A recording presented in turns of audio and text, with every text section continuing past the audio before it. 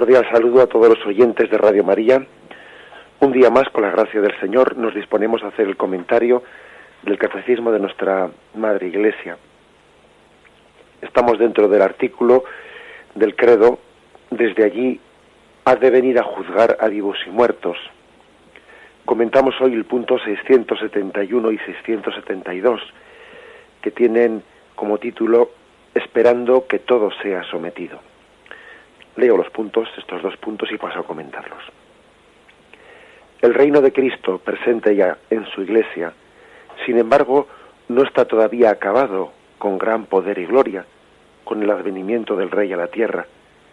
Este reino aún es objeto de los ataques de los poderes del mal, a pesar de que estos poderes hayan sido vencidos en su raíz por la Pascua de Cristo, hasta que todo le haya sido sometido, y mientras no hayan nuevos cielos y nueva tierra en los que habite la justicia, la Iglesia peregrina lleva en sus sacramentos e instituciones que pertenecen a este tiempo la imagen de este mundo que pasa. Ella misma vive entre las criaturas que gimen en dolores de parto hasta ahora y que esperan la manifestación de los hijos de Dios. Por esta razón los cristianos piden, sobre todo en la Eucaristía, que se apresure el retorno de Cristo cuando suplican: ven, Señor Jesús. Cristo afirmó antes de su ascensión que aún no era la hora del establecimiento glorioso del reino mesiánico esperado por Israel, que según los profetas debía traer a todos los hombres el orden definitivo de la justicia, del amor y de la paz. El tiempo presente, según el Señor, es el tiempo del espíritu y del testimonio, pero es también un tiempo marcado todavía por la tristeza y la prueba del mal, que afecta también a la Iglesia e inaugura los combates de los últimos días. Es un tiempo de espera y de vigilia. ¿Veis? Como habéis podido escuchar, pues son dos puntos del Catecismo, que después de haber hablado de la gloria de Cristo ascendido a los cielos, que reina desde allí, que es Cristo Rey de cada uno de nosotros, Rey de este mundo, pone también, contrasta esa afirmación, la contrasta con una conciencia muy clara de que ese reino de Cristo, aunque es verdad que el Señor ha vencido y que todos hemos vencido en Cristo y que en esperanza estamos salvados, también contrasta estos dos puntos con la conciencia de que el mal sigue presente en el mundo y que se da por contraste se da pues una convivencia misteriosa entre la gracia y el pecado, entre la victoria de Cristo y ver cómo en el mundo pues el mal pues tiene un influjo muy poderoso, muy fuerte. Y el Catecismo pues hace referencia a que no somos ingenuos, a que somos conscientes de que la gracia tiene su victoria, sí, plenamente consumada en Cristo, pero que sin embargo no se ha establecido su reino plenamente en la tierra. En Cristo este mundo tiene su fin claramente establecido, que es la gloria de Dios. Pero como estamos todavía en esa especie de dolores de parto, pues los sufrimientos son muy grandes. El misterio del mal tiene mucha fuerza y sus coletazos son tremendos, ¿no? Hay por lo tanto un contraste como lo que es descrito en la Sagrada Escritura por esa imagen de los dolores de parto, en los que los sufrimientos pues pueden llegar a ser muy fuertes, ¿no? Porque estimo que los sufrimientos del tiempo presente no son comparables con la gloria que se ha de manifestar, pues la ansiosa espera de la creación desea vivamente la revelación de los hijos de Dios. Desea, quiere decir que todavía no está aquí plenamente alcanzada. La creación, en efecto, fue sometida a la vanidad, no espontáneamente, sino por aquel que la sometió, en la esperanza de ser liberada de la servidumbre de la corrupción para participar en la gloriosa libertad de los hijos de Dios. Pues sabemos que la creación entera gime hasta el presente y sufre dolores de parto. Y aquí se habla, por lo tanto, de un sometimiento. La creación está sometida y hace referencia a Satanás, que es príncipe de este mundo. Fijaros que la Sagrada Escritura llega a llamarle a Satanás príncipe de este mundo, al mismo tiempo que le llama a Cristo Rey. Qué contraste, ¿verdad? Poder decir que Cristo es rey y que Satanás es príncipe de este mundo. Bien, pues sobre este contraste es sobre el que la Sagrada Escritura nos abre los ojos, y estos dos puntos del catecismo quieren subrayarlo. Nosotros no tenemos pues una espiritualidad únicamente basada en una, pues podríamos decir en un optimismo pues un poco irreal, que no parta de la realidad. No, contrastamos esas dos cosas. Cristo es rey y Satanás ejerce como príncipe de este mundo. Bien, vamos a intentar, por lo tanto, profundizar en este misterio de la iniquidad, en este misterio del mal.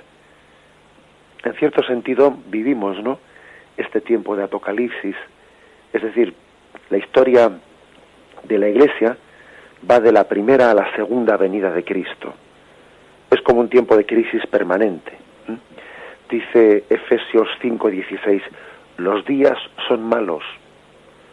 Como diciendo, la situación es cruda. La situación es cruda, el mal reina.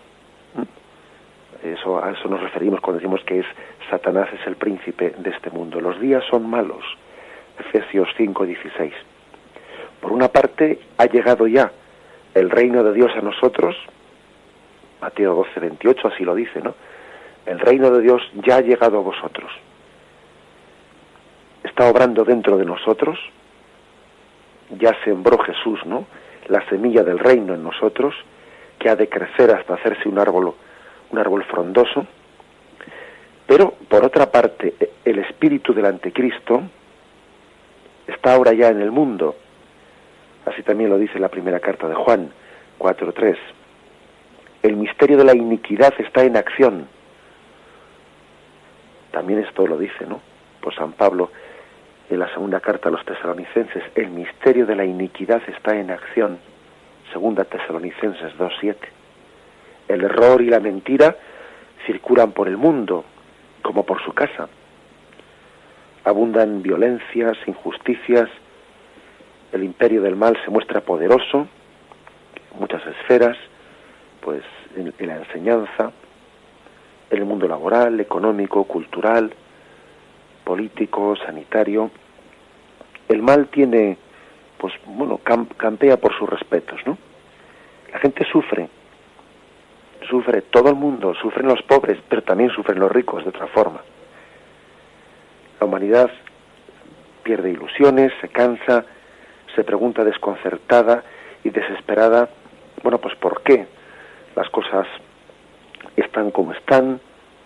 ¿Por qué los cambios sociales, no, pues no son capaces? Sí, tenemos un progreso técnico como nunca había existido.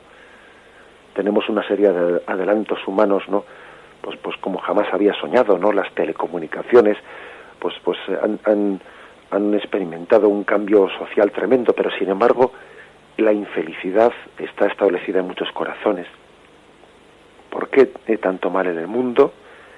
¿Por qué en este mundo crecen las dificultades, etcétera, etcétera? Este es el contraste, el contraste de cómo se puede compaginar, ¿no?, ese reinado de Cristo al mismo tiempo que el mal pues campea por sus respetos, al mismo tiempo que Satanás ejerce de príncipe de este mundo. Incluso podríamos llegar a decir que el mal del mundo llega a hacerse casi invisible, que el hombre pasa a su lado y no lo ve. A veces el mal es muy visible, otras veces casi es más grave porque se hace invisible.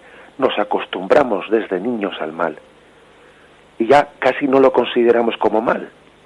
Pensamos que, bueno, así son las cosas, siempre ha sido así, y eso casi es más grave, en el sentido de que nos hemos connaturalizado con el mal y se nos hace invisible, y muchas personas ya le llaman bien a lo que es mal. Solo desde la fe, solo el creyente, a la luz de la revelación divina, conoce el mal. Pero fijaros, no se queda horrorizado, paralizado de espanto, pues lo conoce a la luz de la bondad de Dios. Y así comprende, y así podemos llegar a comprender, que los males del mundo son como una enorme sombra de un bien inmenso rechazado. Cuando el bien inmenso de Dios es rechazado, cuando el amor no es amado, pues el mal es como una sombra de ese bien que ha sido rechazado. Y así, ¿no?, pues tantos males que está padeciendo este mundo son, de hecho, son como una revelación sombría de la bondad de Dios rechazada. En el fondo, fijaros bien, en el mal de este mundo podemos llegar a ver, a percibir la bondad de Dios rechazada. Es una manera también de conocer a Dios en las consecuencias que se derivan de rechazar a Dios. Es la sombra sombría del rechazo de Dios. Bien, pues, ¿por qué mirar el mal del mundo? ¿Por qué contemplarlo? Pues porque estamos llamados a, como dice Jesús en el Evangelio, ¿no?, a interpretar los signos de los tiempos. Porque el mismo Jesús, ¿no?, nos dijo que debíamos de caminar como ovejas en medio de lobos, y es muy importante que la oveja sepa qué es oveja y sepa qué es lobo, sepa distinguir y no confunda. La oveja tiene que estar atenta a dónde está el lobo. San Pablo, él también hizo una descripción minuciosa de los males de su tiempo, que sin duda son males actuales, o sea, y no cabe decir, pues es que claro, hablar del mal es que eso es ser un pesimista, y eso no, eso no es ser pesimista. San Pablo es absolutamente optimista. Él confía plenamente en que Cristo reina, pero eso no le hace ser ciego a cuáles son las consecuencias del mal en el mundo por el rechazo de ese reinado de Cristo. Y os invito a que leáis, pues, en Romanos, la carta a los Romanos, el capítulo, pues prácticamente de primero, segundo y tercero, pero bueno, especialmente de Romanos 1:18 hasta el 3:31, donde San Pablo hace como una descripción pues muy detallada de los males del mundo, ¿no?, de los males del mundo que se derivan del rechazo de Cristo. Leo algunos párrafos porque sería muy largo leerlo todo. En efecto, la cólera de Dios se revela desde el cielo contra toda impiedad e injusticia de los hombres, que aprisiona la verdad en la injusticia, pues lo que de Dios se puede conocer está en ellos manifiesto. Dios se lo manifestó, porque lo invisible de Dios desde la creación del mundo se deja ver a la inteligencia a través de sus obras, su poder eterno y su divinidad, de forma que son inexcusables, porque habiendo conocido a Dios, no le glorificaron como a Dios, ni le dieron gracias, antes bien se ofuscaron en sus razonamientos, y su insensato corazón se entenebreció, jactándose de sabios se volvieron estúpidos, y cambiaron la gloria de Dios incorruptible por una representación en forma de hombre corruptible, de aves, de cuadrúpedos, de reptiles. Por eso Dios los entregó a las apetencias de su corazón, hasta una impureza tal que deshonraron entre sí sus cuerpos. A ellos que cambiaron la verdad de Dios por la mentira, y adoraron y sirvieron a la criatura en vez de al Creador, que es bendito por los siglos. Por eso les entregó Dios a pasiones infames, pues sus mujeres invirtieron las relaciones naturales por otras contra naturaleza. Igualmente los hombres abandonaron el uso natural de la mujer, se abrazaron en deseos los unos por los otros, cometiendo la infamia de hombre con hombre, recibiendo en sí mismos el pago merecido de su extravío. Y como no tuvieron a bien guardar el verdadero conocimiento de Dios, entregándolos Dios a su mente insensata para que hicieran lo que no conviene, llenos de toda injusticia, perversidad, codicia, maldad, henchidos de envidia, de homicidio, de contienda, de engaño, de malignidad, chismosos, detractores, enemigos de Dios, ultrajadores, altaneros, fanfarrones, ingeniosos para el mal, rebeldes a sus padres, insensatos, desleales, desamorados, despiadados, los cuales, aunque conocedores del veredicto de Dios, que declara dignos de muerte a los que tales cosas practican, no solamente las practican, sino que aprueban a los que las cometen. Es decir, llaman bien al mal, son ciegos al mal. No es que sean débiles ante el mal, no, es que más que debilidad lo que tienen es casi aprobación del mal.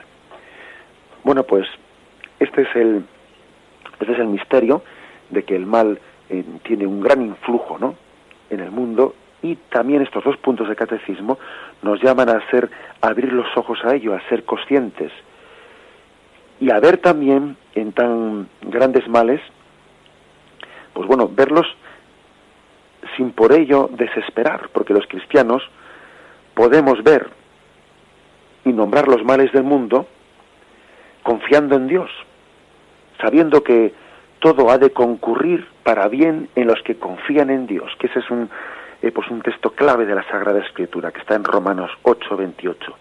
Todo concurre para bien en los que aman a Dios, porque estamos ciertos de que finalmente Dios será todo en todas las cosas. A la luz de esta confianza en Dios, los cristianos podemos y debemos ver los males del mundo, para mejor salvarnos de ellos y para mejor poder sanar al mundo de sus miserias. Un profeta también tiene que ser clarividente a la hora de ver los males del mundo y saber denunciarlos, y saber que los días son malos, como dice Efesios 5:16. Vamos pues a pedir esa luz del Espíritu para tener la clarividencia de ver el mal del mundo y al mismo tiempo verlo en la esperanza de Cristo, de que Cristo reina. Meditamos un momento.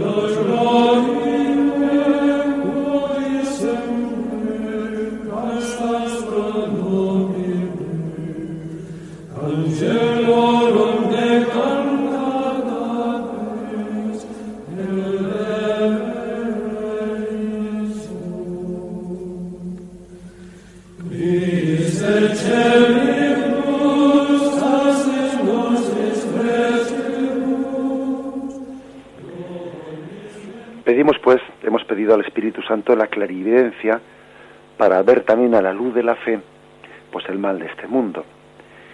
Digo a la luz de la fe, porque verdaderamente cuando no vemos o no tenemos la luz de la fe para ver, para juzgar, para discernir el mal de este mundo, pues tenemos un problema grave, ¿no? A veces el mundo, cuando intenta entender o juzgar la salud moral de esa sociedad y no tiene la luz de la fe, ¿en base a qué puede hacerlo? Pues con mucha frecuencia se juzga el mal del mundo comparándolo con lo que el mundo ha sido. Especialmente así, pues suelen hacerlo, pues las personas con una cierta tendencia conservadora, etcétera, pero no, a la luz de la fe, pues juzgan el mal del mundo comparando el mundo presente con lo que ha sido, con el pasado. ¿Cómo hablar del presente sin compararlo con el pasado? Que de hecho es el único tiempo realizado, ¿eh? Es un punto, en cierto sentido, pues objetivo, ¿no? Pero si es difícil medir el tiempo presente, más difícil es juzgar los tiempos pasados. Y más difícil es comparar unos tiempos con los otros. Y además los tiempos pasados ya no nos duelen, ya pasaron. Y fácilmente solemos mirar el tiempo pasado con ojos demasiado benévolos. Dice el Eclesiástico, capítulo 7, versículo 10, nunca digas por qué es que los tiempos pasados fueron mejores, porque nunca preguntarás eso sabiamente. Es decir, tenemos una tendencia a pensar que siempre los tiempos pasados fueron mejores, y claro, cuando uno no juzga el mal del mundo a la luz de la fe, ¿cómo lo juzga? Pues a la luz de los tiempos pasados. Y es un juicio bastante erróneo. Eso tienden a hacer las personas, pues bueno, pues que tienen su punto de referencia en el pasado, un tanto nostálgico. Hay una cierta tendencia conservadora, nostálgica por el pasado, que no nos engañemos, es falsa. Es falsa. Eso de que cualquier tiempo pasado fue mejor, no es cierto. Pero bueno, también puede ocurrir otra cosa, lo contrario, que también sin una visión de fe, pues uno, ¿cómo juzga el mal del mundo? ¿Cómo lo interpreta? Pues lo interpreta, lo compara, pues con lo que podría ser, que es más bien un poco la visión de quien se las da un poco de progresista o idealista en el futuro, ¿no? Lo que el mundo podría ser. A veces el hombre se indigna diciendo, bueno, ¿cómo puede ser, cómo puede ocurrir esto en el mundo en pleno siglo XXI? Ya estamos ya en el tercer milenio, y cómo puede ser que el hombre pues pueda todavía cometer esta serie de atrocidades. ¿Cómo es posible que estas cosas ocurran?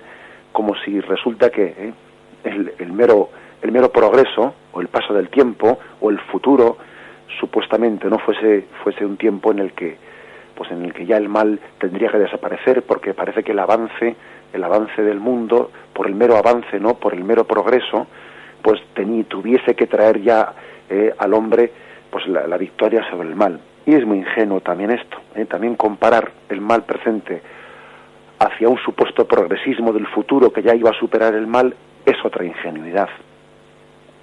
En el fondo es pues una visión ingenua, antropológica ingenua, como si el futuro por el futuro trajese el bien del hombre. Todo aquello que es nuevo, todo aquello que es perspectiva de futuro, pues sería el bien, y no es así. Bueno, el caso es que estas dos concepciones, bien sea comparar el mal del mundo presente con el pasado, o compararlo con lo que debería de ser, que estamos en un nuevo milenio, las dos concepciones no parten de la luz de la fe para juzgar y para discernir el mal del mundo, sino que parten de la comparación con la sociedad del pasado o con la sociedad del futuro, y coinciden en pasar la pelota de la causa del mal a la sociedad. Esta sociedad, no como la sociedad de antes, no como la sociedad del futuro, no, es un error, ¿no? Es un error plantear o echar la culpa, ¿no? O juzgar o medir el mal del mundo en base bueno, pues sencillamente a tiempos mejores o tiempos peores, porque la lucha entre el mal y el bien está dentro de cada uno de nosotros. La luz de la fe nos da esta gracia, nos da la gracia para entender que esa lucha entre el bien y el mal está teniendo lugar dentro de cada uno de nosotros. No se trata de tiempos mejores, tiempos peores.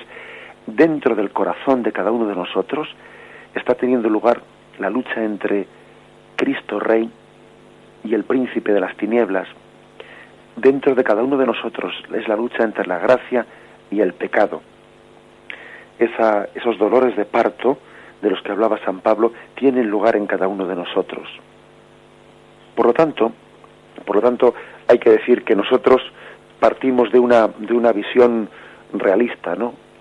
No es cierto eso de que el hombre sea bueno por naturaleza, y por lo tanto depende de que hay sociedades buenas o sociedades malas. La del pasado era buena, la del futuro va a ser buena. No. La clave está en que dentro del hombre tiene lugar esa lucha. La verdad completa nos la da el Evangelio, diciéndonos que el hombre es un pecador, y que por eso no nos extrañamos de los males del mundo, ni los padecemos con indignación. No, ¿de qué nos vamos a indignar? Sería ingenuo y necio indignarse por el mal del mundo. Sabemos que esos males entran en el programa, entre comillas, digo, en lo del programa, ¿no? ¿Qué idea de la humanidad tienen estos que se sorprenden y se indignan por los males del mundo, pero mírate al espejo, mirémonos al espejo. ¿De qué nos sorprendemos si somos profundamente pecadores? Es como si uno visitase un manicomio, ¿no? Y se sorprendiese de las excentricidades que hacen los que están allí. Pues si es que están allí por lo que están. Así nos pasa también a nosotros, ¿no? A veces nos sorprendemos y nos indignamos del mal del mundo, y lo que nos falta es mirarnos ante el espejo, mirar nuestra conciencia a la luz de Dios, y ver y darnos cuenta que dentro de nosotros que está teniendo la batalla entre el bien y el mal. A los cristianos, por lo tanto, no nos tienen que desconcertar los males del mundo. Es más, tenemos ese grado de confianza que donde abundó el pecado, sobreabundará la gracia. Y esto nos da una inmensa esperanza en el poder de la gracia. Y también una gran paciencia, porque también participamos de la paciencia de Dios, que está diciendo: no cortes ese árbol, a ver si para el año que viene da fruto. Sabemos que lo que es imposible a los hombres es posible para Dios. Dios puede cambiar los corazones. Bien, pues sin embargo, esa firme esperanza en el poder glorioso de Dios no nos hace ciegos al mal. Esto no es una especie de ingenuo optimismo cristiano, no. Es más, nos ayuda a abrir los ojos y a comprobar que persiste en el mundo un horror monstruoso, un misterio de la iniquidad, un poder muy grande de la acción del maligno entre nosotros. Por lo tanto, vamos pues sencillamente a pedir la luz de la fe, para juzgar el mundo a la luz de la fe, y así entender lo que ocurre en este mundo, y no escandalizarnos de ello, y crecer en paciencia y en esperanza para transformarlo, sabiendo que los grandes males que atenazan el mundo, pues en el fondo son el reflejo de esa batalla que está teniendo lugar en el corazón de cada uno de nosotros. Vamos a meditarlo brevemente antes de continuar.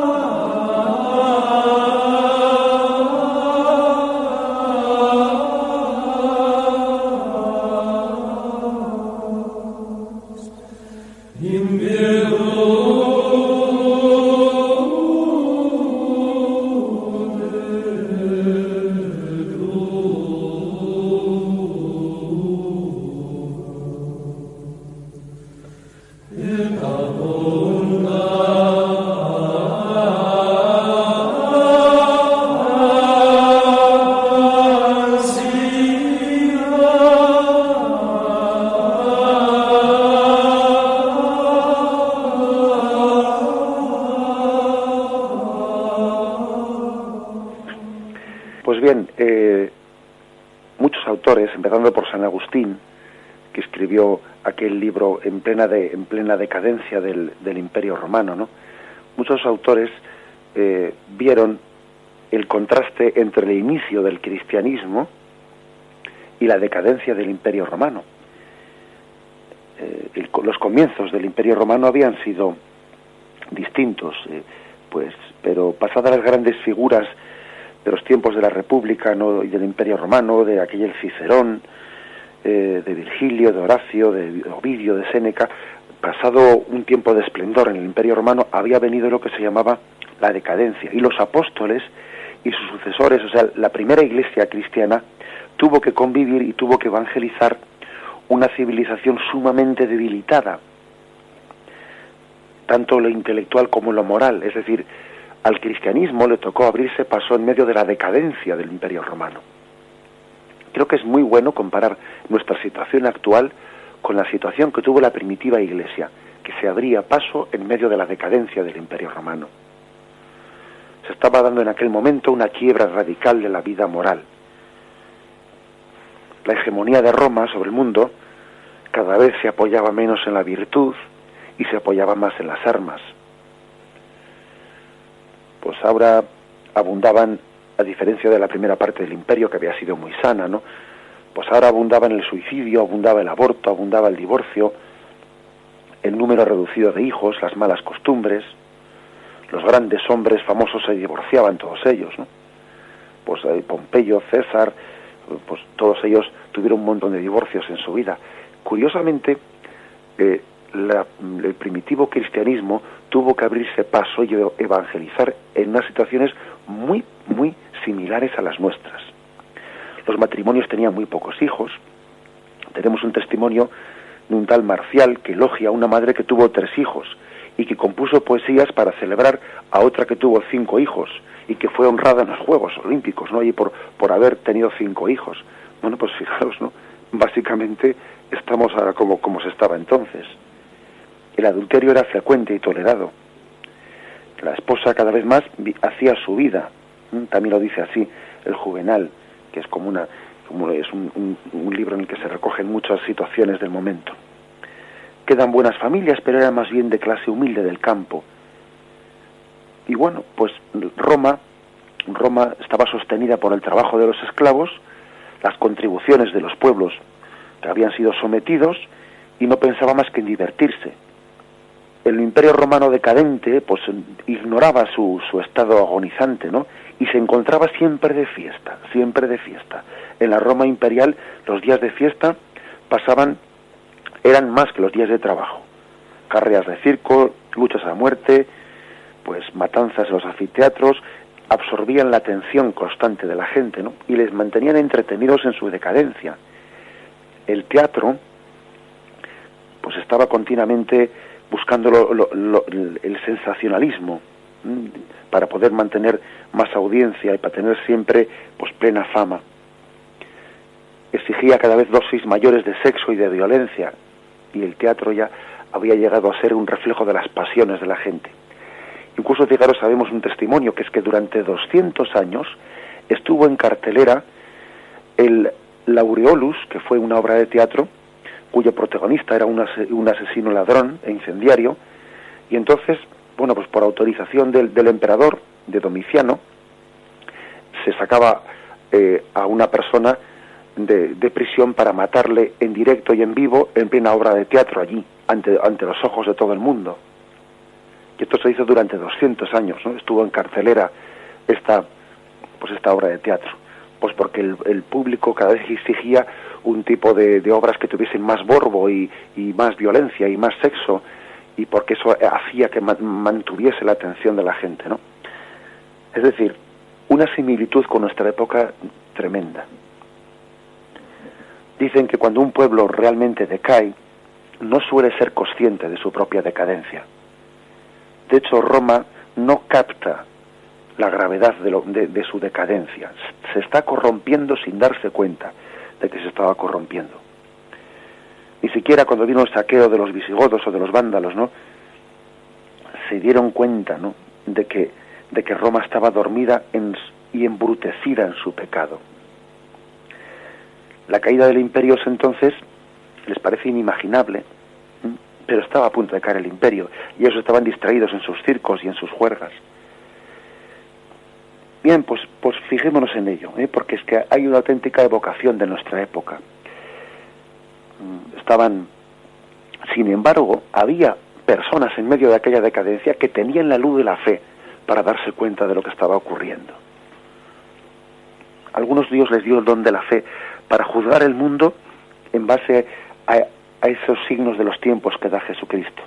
Por ejemplo, fijaros, hay un presbítero que se llamaba Salviano de Marsella, que que allá en plena decadencia, ¿no?, antes de que los vándalos entrasen, o cuando habían ya entrado en partes del imperio, en el año 440 este sacerdote escribía esto: Los bárbaros son más castos y puros que los romanos, y lo que es más, cosa increíble, han hecho castos a los desvergonzados romanos, que están siendo vencidos no tanto por los bárbaros como por sus propios vicios. Esto dice este sacerdote, ¿no? Dice, Roma está siendo vencida no por los bárbaros que vienen de fuera, sino por sus propios vicios.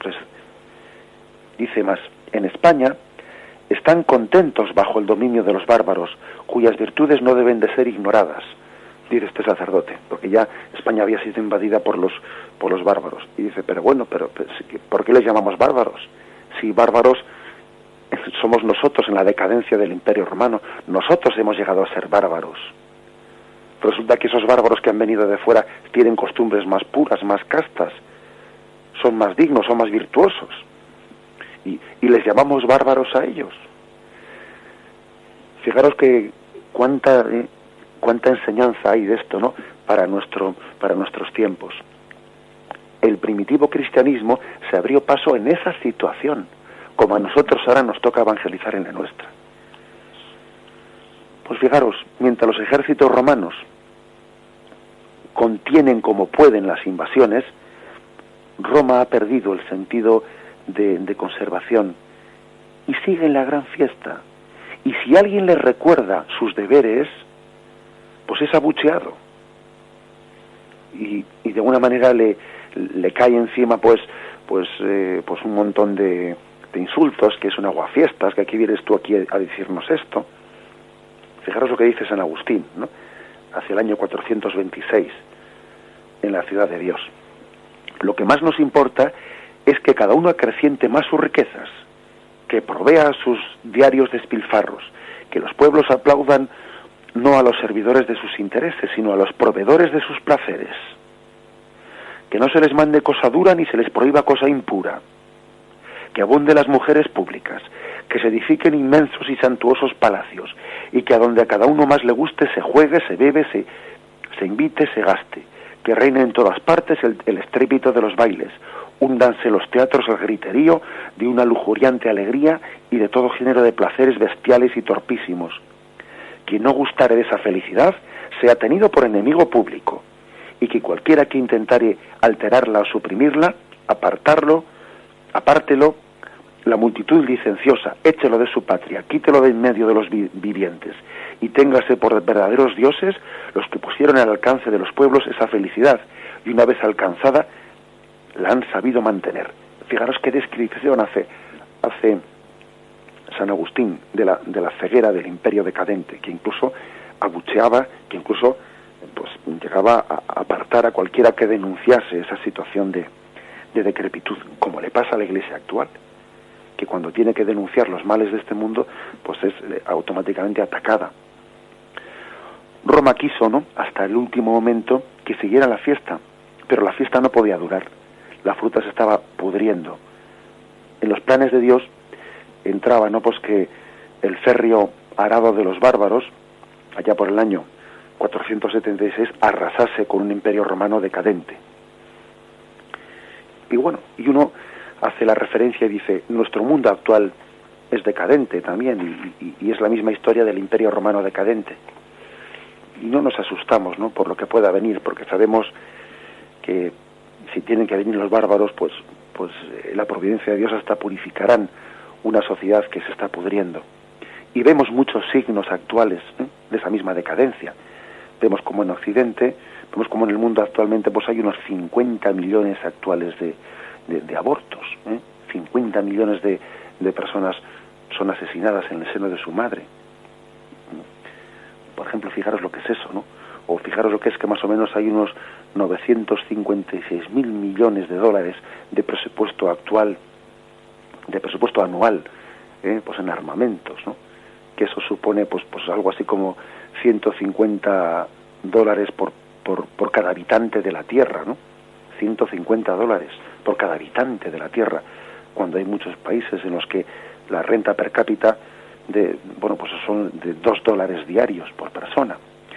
Bueno, uno se da cuenta de esa situación, de cómo Occidente se corrompe, de cómo Occidente no tiene un índice de natalidad que le pueda permitir reproducirse en un futuro, el índice de divorcio ha crecido de una manera exponencial, entran pues males como pueden ser la pornografía, la homosexualidad, pues muchos trastornos psíquicos y muchos males que antes eran desconocidos para nosotros, ¿no? Como pueden ser, por ejemplo, pues los trastornos alimenticios.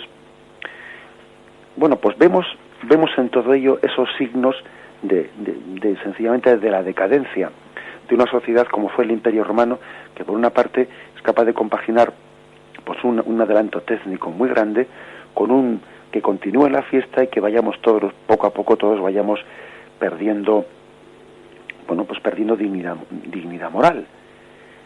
Y lo fuerte del asunto es que todo esto va de la mano de una quiebra de la inteligencia, una quiebra de la filosofía y de la religión. Es decir, que no solo el hombre es débil en sus pasiones, sino que lo pretende justificar intelectualmente. Es la quiebra de la inteligencia filosófica y de la razón. Pablo VI, de feliz memoria, su santidad Pablo VI, decía, haciendo una especie de descripción, ¿no?, de esa especie de debilidad de pensamiento, de la debilidad de pensamiento.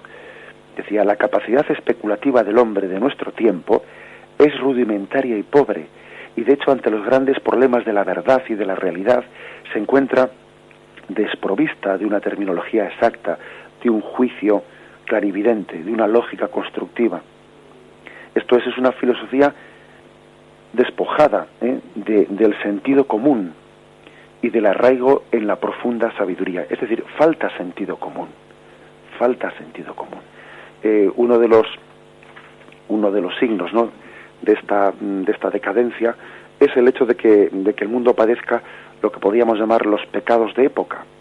Pecados de época se le llaman aquellos que pues el contexto cultural es ciego para poderlos percibir como tales.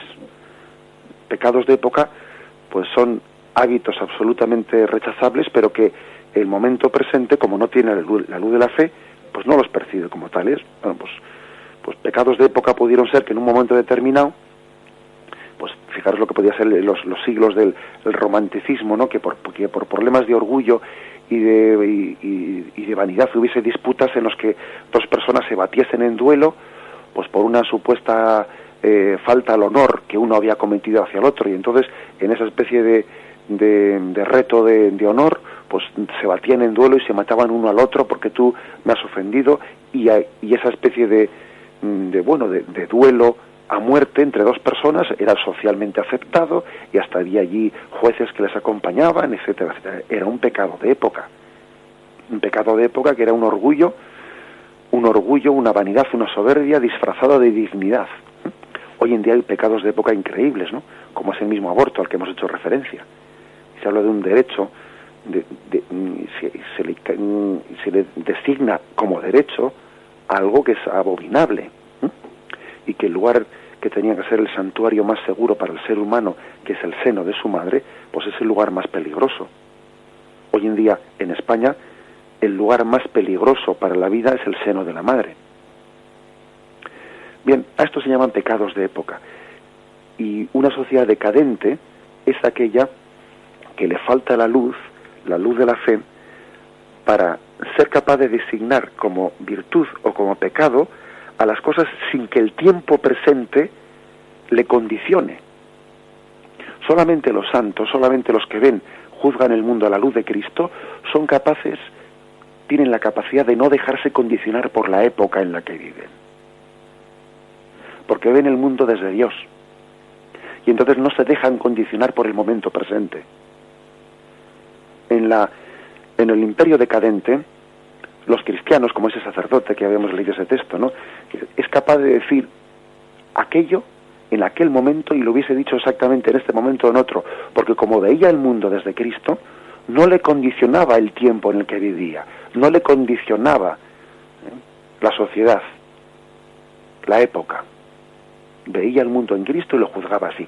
Y así hemos de ver nosotros el mundo, ¿no?, con la luz de la fe, teniendo la capacidad de trascender el momento presente, ver el mundo en Dios, desde Dios, y no ser cegados por los pecados de época, sino ver el mundo desde esa perspectiva, que por otra parte nos dé confianza en la providencia de Dios que dirige los hilos de la historia. Incluso en plena decadencia del Imperio Romano, Dios dirigió los hilos de la historia.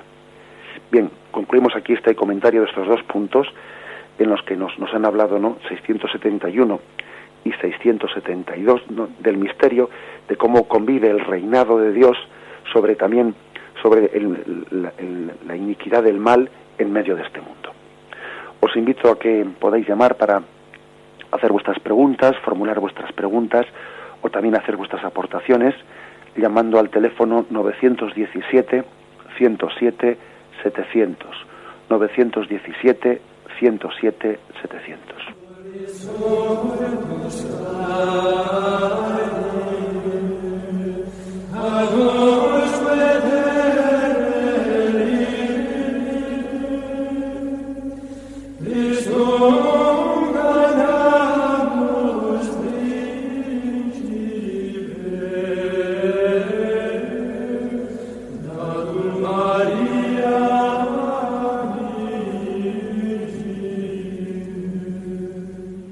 Buenos días, ¿con quién hablamos?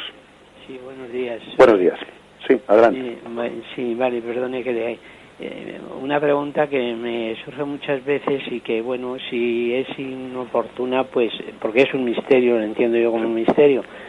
¿Cómo el demonio, siendo una criatura de Dios, creado por Dios como el hombre, pues parece que le hace la competencia a Dios?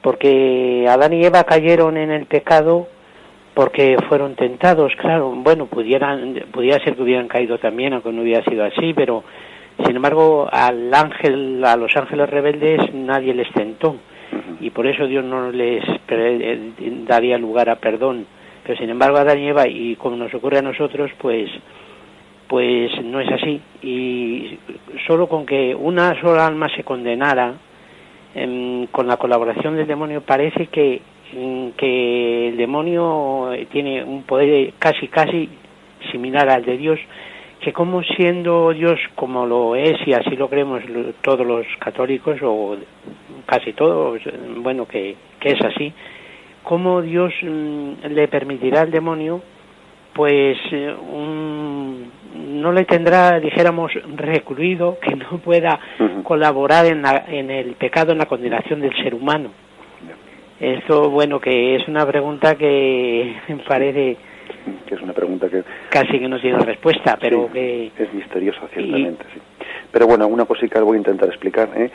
Le agradecemos su llamada. Sí, si no le pido que me la responda, pero y así todo lo que usted ha relatado, y tanto que no le ha dado lugar a más, pues el mal que hay en el mundo, pues no todo provendrá del diablo, pero la inmensa mayoría... Y como a lo que son aberraciones se le llama ahora progresismo. Y bueno, pues nada más, no le quiero entretener, padre. Muy bien, sí. Pues bien, es cierto que es un misterio, es un misterio. Nosotros ciertamente muchas cosas, hasta que no lleguemos a ver las cosas desde el misterio de Dios, no las entenderemos. Le aconsejo al oyente que lea los 2 primeros capítulos del libro de Job, en el que, bueno, se relata de cómo Satanás se presenta ante la presencia de Dios, y bueno, pues lógicamente es un lenguaje pues metafórico, ¿no? Es un lenguaje metafórico, no se puede entender eso así literalmente como si Satanás departiese con Dios, tuviese una especie de pues le recibe Dios en su despacho. Es una manera de hablar, ciertamente, pero es verdad que el libro de Job habla como Satanás se presenta ante Dios y tiene que pedir una especie de permiso, ¿no?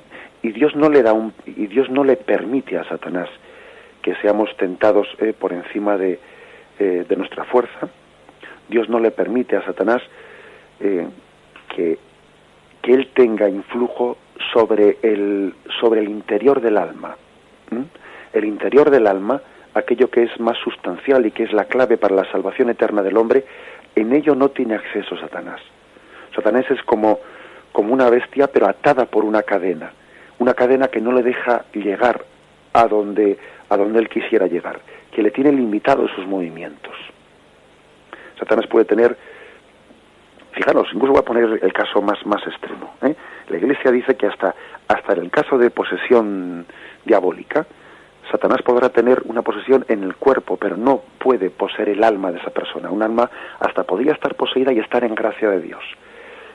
Satanás, por lo tanto, no tiene, es como una bestia atada por una cadena, no tiene el influjo en el interior del alma del hombre. Hasta ahí no llega, ahí solamente puede entrar Dios.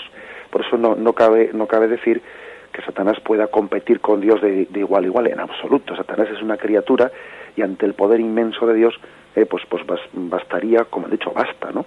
Cuando somos perdonadas por la gracia de Dios, es como un soplido de Dios que está arrojando esa bestia, pues como, vamos, absolutamente como una hoja que no tiene ninguna fuerza ante un viento huracanado. Satanás no es ningún antidios, no es un Dios malo, Satanás es una mera criatura. Y si Dios todavía permite su tentación, es por el poder inmenso que tiene de Dios de ser capaz de hacer de las tentaciones una ocasión de crecimiento en la virtud. Fijaros bien, que si no existiese la tentación, no tendríamos una ocasión de crecer en virtud. Dios permite la tentación, eso lo dice San León Magno, Dios permite la tentación como una ocasión de crecimiento en la virtud. Porque a veces si no nos oponemos al mal, no crecemos en ello. Es una providencia importante. Dios a veces suscita eso. Me vais a permitir contar una anécdota, una anécdota a este respecto. Y es que algunos me la habrán escuchado, pero creo que recuerdo de mi infancia, recuerdo que tendría yo, no sé, pocos años, pero estando aquí en el País Vasco, pues visitando pues el caserío de un tío que ya es difunto, pues recuerdo que fuimos al monte y en el monte pues había una vaca primeriza que había tenido un ternero y cosa rara en la naturaleza, pues aquella vaca primeriza pues no reconocía a ese ternero, no se acercaba a lamerle, no le daba de mamar y mi difunto tío, pues se preocupaba porque veía que en pleno monte pues ese ternero iba a quedar abandonado y moriría si su vaca si su madre, si esa vaca no era capaz de protegerle. Y bueno, yo en una esquina de aquella borda en el monte me preguntaba, ¿y ahora qué se hace? ¿Y qué hará este hombre? ¿Qué estará pensando mi tío? Y recuerdo que marchó de allí, me dijo, tú quédate aquí. Y al cabo de un cuarto de hora había ido a otro caserío cercano y había traído un perro, pero un perro de esos que yo lo recuerdo como malo, de esos que ladraba y sus ladridos te asustaban y se te quedaban metidos ahí dentro cuando y atado a una cadena. Y ató ese perro en una esquina, en un rincón de aquella borda, a la distancia de acosar el ternero recién nacido, pero sin poder llegar a él. Y el perro se lanzaba y pegaba unos golpes tremendos en su cuello con la cadena que no podía romper, y el perro intentaba morder a aquel ternero sin conseguirlo, ¿no? Y yo observé que aquella vaca, la madre de ese ternero, se empezó a poner nerviosa, se movía sin saber a dónde dirigirse, se acercaba al perro y empezaba a acosarle y a pegarle cornadas al perro. Y aquel perro saltaba por los aires cuando la vaca, pues, asustada por ver cómo su ternero recién nacido estaba siendo acosado, comenzó a atacar al perro. Y después de ello, cuando el perro ya se asustó y se quedó en un rincón, esa vaca se acercaba a su ternero, empezó a lamerle y empezó a darle de mamar. Es decir, el mal, aquel perro, había suscitado el instinto de maternidad en esa vaca que al principio no quería reconocer a su ternero. Recuerdo esa anécdota como algo que quedó grabado en mi mente, ¿no? Yo tendría 10 o 11 años, pero recuerdo haberlo después aplicado a muchas situaciones de la vida, en las que uno ve que Dios permite el mal para suscitar el bien. El mal es una ocasión de crecer en virtud y de dar lo mejor de nosotros mismos. A veces hasta que no enfrentamos el mal, no somos capaces de valorar y de defender el bien y de sacarle la cara al bien y de hacer crecer la virtud. Bien, disculpad que me haya extendido así en esta anécdota, pero bueno, creo que es aplicable a la pregunta que ha hecho el oyente. Si tenemos una pregunta más en espera. Sí. Sí, buenos días. Buenos días, me llamo Jesús. Sí. Bueno, iba a hacer un comentario sobre la explicación, lo último que ha estado hablando usted. que yo estoy muy de acuerdo con todo y quería aportar lo que en este tiempo, que efectivamente yo considero que como en el péndulo de la historia el mal tiene un límite, después tiene que venir el bien, ¿no? Aunque solamente sea por ciclo. Pero en este mundo, especialmente vamos aquí en España también, hay un problema muy fuerte que es la conciencia, que es lo que ha basado usted la explicación, la conciencia que no existe, no está bien formada, por eso no se distingue el bien del mal y se justifica todo, especialmente cuando nos afecta. No existe el pecado individual, todo son los demás. Pero en esta autocrítica yo creo que tenemos que echar bastante culpa de esto a este complejo que todavía tenemos los cristianos, pero especialmente muchos sacerdotes que todavía no han vuelto las aguas a su cauce. Hay que ser autocríticos.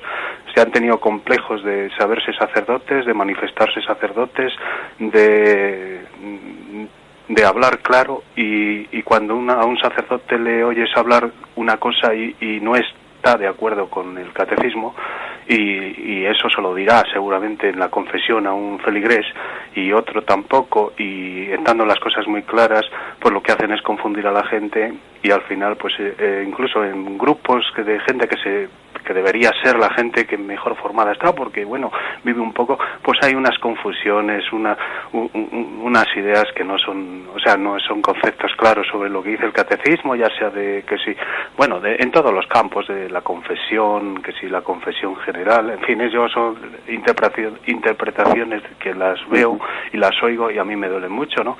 Y en esto ha tenido mucha culpa también los sacerdotes, esta mala cosecha porque el Concilio Vaticano, pues hay que decir que fue bueno, ¿no? En general, pero todo ha sido un complejo de manifestarse, de que bueno, que la conciencia, que si el subjetivismo de la conciencia y todas estas historias que han hecho mucho daño. Y entonces, para eso los cristianos, buena formación, muy buena formación, y aunque sea un sacerdote, que por supuesto si es el sacerdote nos escandaliza, porque claro, a una persona que debería conocer y decir la verdad, que te diga otras cosas, pues a la gente la escandaliza. Muchos se aprovechan de esas ocasiones para decir, bueno, este sacerdote me ha dicho, por lo tanto vivo a mi manera, ¿no? Eso hace el relativismo de casa. Entonces, pero vamos, yo creo que... Sí, ya lo hemos entendido la llamada. Que todo va a ser renovado y esperemos que... Y aparte de eso, no tener complejos, o sea, tenemos que saber que vamos a navegar contra corriente, que vamos a ser pocos, que nos van a acusar de todo, pero a pesar de eso, ser fuertes, o sea, como cristianos no tener... incluso sentimiento de minoría y perseguida, pero eso no nos puede asustar. Bueno, pues le agradecemos su llamada, sí. Muchas gracias. Bueno, la verdad es que tenemos el tiempo cumplido, pero bueno, yo pues creo que este oyente tiene razón plenamente en lo que ha manifestado. Es decir, creo que uno de los influjos que tiene Satanás en nosotros, y no el menor, pues es el de hacernos titubeantes en la fe, el de acomplejarnos, el de no adherirnos plenamente al magisterio, el de confraternizar con el espíritu de este mundo, el de pretender incluso hasta llegar a deformar la doctrina de nuestra Madre Iglesia, la doctrina del catecismo, pues para ser aceptados por el espíritu de este mundo, ¿no? Todo eso es una gran tentación, porque Satanás no solo tienta por la debilidad de la carne, Satanás tienta también pues por la soberbia del espíritu, y por un complejo que llega más que a cristianizar el mundo, pues a mundanizar el cristianismo. Esa es una gran tentación. Pero bien, lo dejamos aquí y con la gracia de Dios continuaremos el comentario del Catecismo de nuestra Madre la Iglesia. Alabado sea Jesucristo.